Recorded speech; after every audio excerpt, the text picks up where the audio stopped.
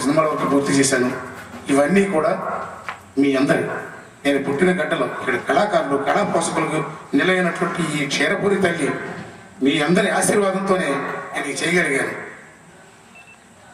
పోతే నేను మెడ్రాస్ ఉండే రోజుల్లో ప్రముఖ జర్నలిస్ట్ ఈ పత్రిక సోదరులు అందరితో ఎక్కువగా నాకు పరిచయం ఉంది.